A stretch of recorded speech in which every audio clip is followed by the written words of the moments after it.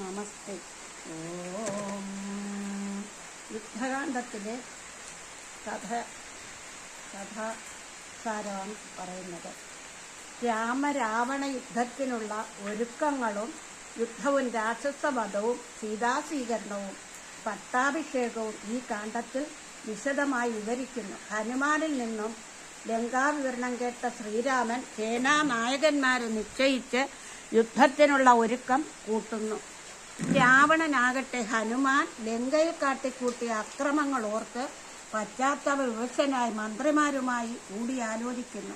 അനുജനായ കുംഭകർണൻ സീതയെ തിരികെ കൊടുത്ത് യുദ്ധം ഒഴിവാക്കുവാൻ ഉപദേശിക്കുന്നു. അങ്ങനെ തന്നെ ഉപദേശിച്ച വിഭീഷണനെ രാവണൻ നിഗ്രഹിക്കുവാൻ അടുത്തപ്പോൾ 4 അമാത്യന്മാരുമായി ആകാശമാർഗേണ രാമനെ ശരണം പ്രാപിച്ചു.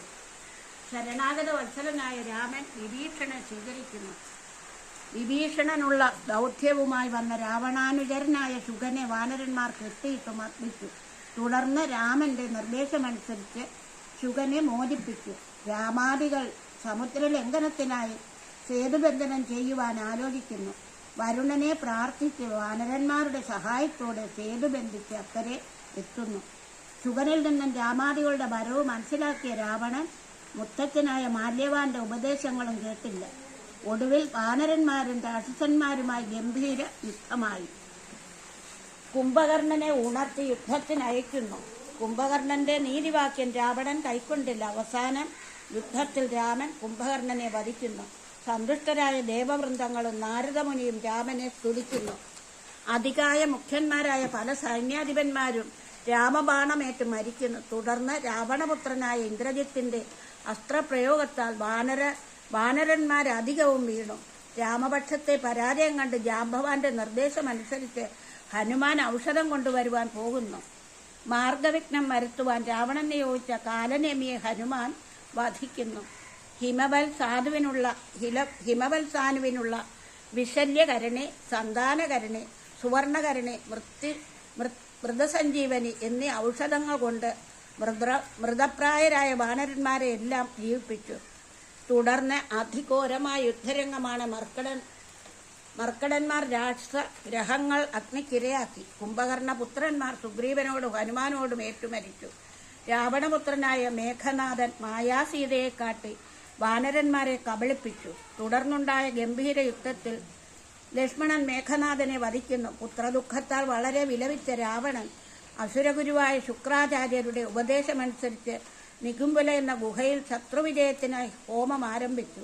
വിഭീഷണന്റെ നിർദ്ദേശമനുസരിച്ച് വാനരന്മാർ രാവണന്റെ ഹോമം മുടക്കുന്നു. മണ്ഡോദരിയെ മാനഭംഗപ്പെടുത്താൻ ശ്രമിച്ചപ്പോൾ ധ്യാനം നിർത്തിയ രാവണൻ രാമനുമായി ഗംഭീര യുദ്ധം ചെയ്യുന്നു. രാമൻ അഗസ്ത്യ മഹർഷിയുടെ നിർദ്ദേശമനുസരിച്ച് ആദിത്യഹൃദയം മന്ത്രം ജപിച്ച് സൂര്യദേവനെ പ്രസാദിപ്പിക്കുന്നു. തുടർന്നുള്ള ഗംഭീര യുദ്ധത്തിൽ രാമൻ രാവണനെ വധിക്കുന്നു. സന്തുഷ്ടരായ ദേവന്മാർ രാമനെ സ്തുതിക്കുന്നു. രാവണന്റെ സംസ്കാരവും വിഭീഷണന്റെ രാജ്യാഭിഷേകവും തുടർന്ന് വർണ്ണിക്കുന്നു. അഗ്നിശുദ്ധയായ സീതയെ സ്വീകരിച്ച് രാമാദികളും വിഭീഷണനും വാനരന്മാരും അയോധ്യയിലേക്ക് യാത്രയാകുന്നു. പുഷ്പക വിമാനത്തിൽ രാമൻ എത്തുന്നതിന് മുൻപ് ഹനുമാൻ രാമാഗമനം ഭരതനെ അറിയിക്കുന്നു. സന്തുഷ്ടരായ അയോധ്യാനിവാസികൾ രാമസീതാലക്ഷ്മണന്മാരെ ആമോദപൂർവ്വം സ്വീകരിക്കുന്നു. അഭിഷേകത്തിന്റെ സംഭാരങ്ങൾ ഒരുക്കി വസിഷ്ഠൻ ശ്രീരാമനെ അയോധ്യ രാജാവായി അഭിഷേകം ചെയ്യുന്നു.